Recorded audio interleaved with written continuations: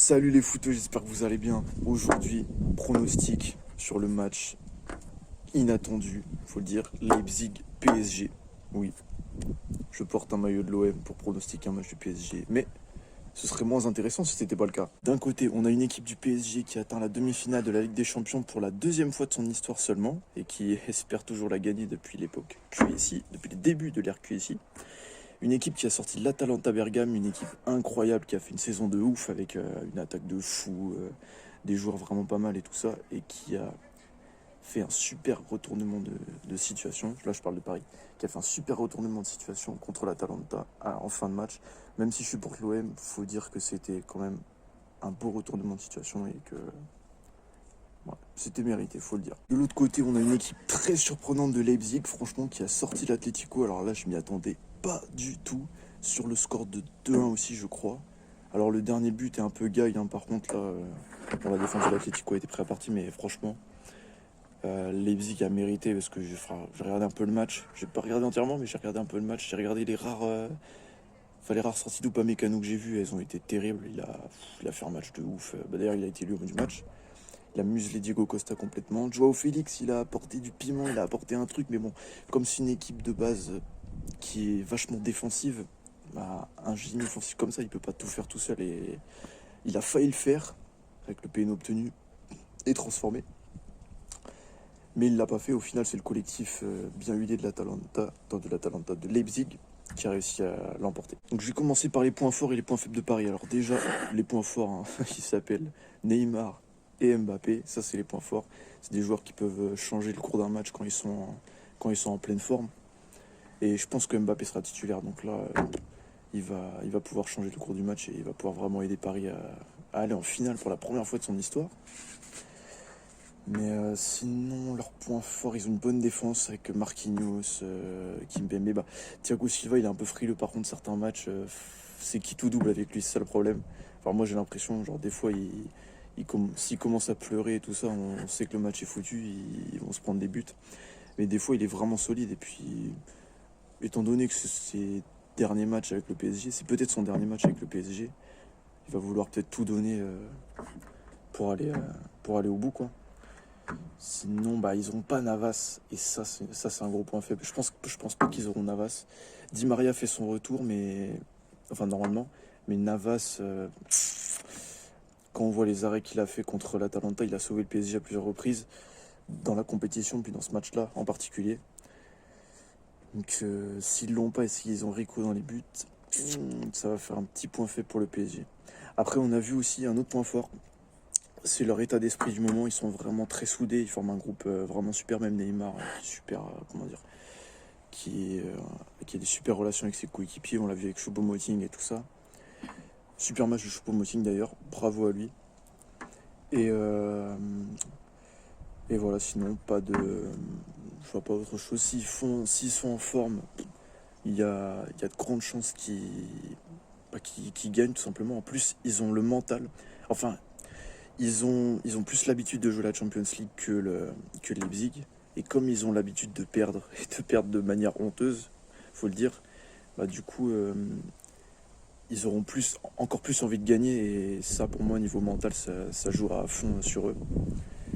Mais par contre, leur milieu est un peu frileux, surtout s'il y a pas Verratti. Je crois que Verratti sera pas là.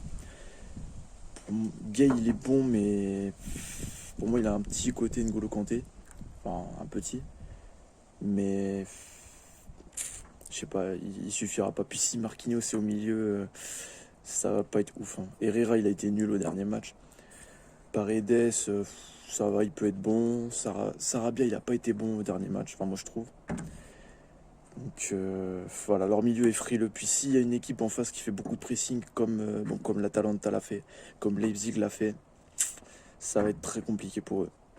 Maintenant, on va parler de Leipzig. Leipzig, franchement, ils peuvent vraiment créer la surprise parce que même sans Werner, donc un mec qui a quand même mis 28 buts dans le championnat cette saison, ils ont quand même réussi à renverser l'Atlético, une équipe réputée pour être vraiment à fond dans tous les duels et jusqu'au bout du match, et vraiment bonne défensivement et bonne en contre-attaque.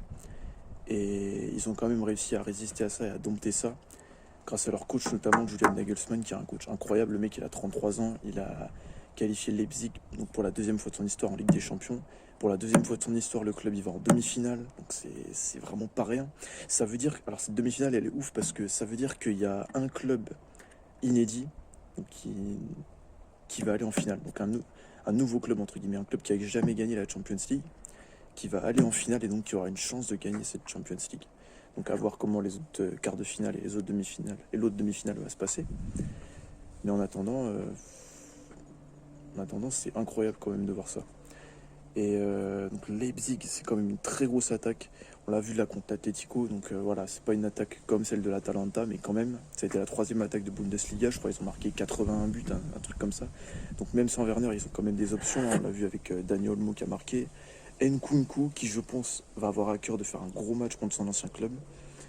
On a aussi Poulsen qui est pas mal, Sabitzer qui est le vrai maître à jouer de cette équipe et qui lui peut changer le cours d'un match. Enfin à l'échelle de Leipzig en tout cas. Donc pour moi, ouais, puis le truc qui peut vraiment porter préjudice au PSG, c'est le fait que c'est une équipe qui presse haut, qui presse beaucoup, qui attaque vite. Donc, et ça, on l'a vu que le PSG, ils avaient du mal à résister à ce genre d'équipe. Après, ils peuvent toujours s'en sortir avec des exploits de solo de Neymar et Mbappé, mais ça va être quand même compliqué pour eux. Donc moi, personnellement, je vois une affiche très ouverte, très ouverte. Franchement, je vois pas de gagnant. Je vois pas vraiment d'équipe dominer plus l'autre. Pour moi, le PSG, ça va dépendre de comment ils résisteront au pressing de Leipzig. Des exploits aussi de la forme de Neymar et Mbappé et Di Maria. Je pense d'ailleurs que, moi je serais Tourelle, j'alignerais le trio, tu sais, Neymar, Mbappé, Di Maria en attaque. Icardi, il a été invisible et il a été nul contre l'Atalanta.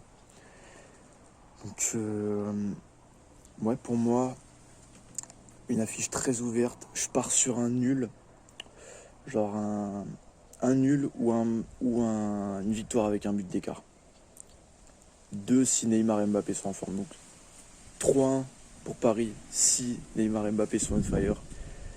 Mais bon, comme Upamecano est super solide en ce moment, en même temps, je pars sur un 2-2.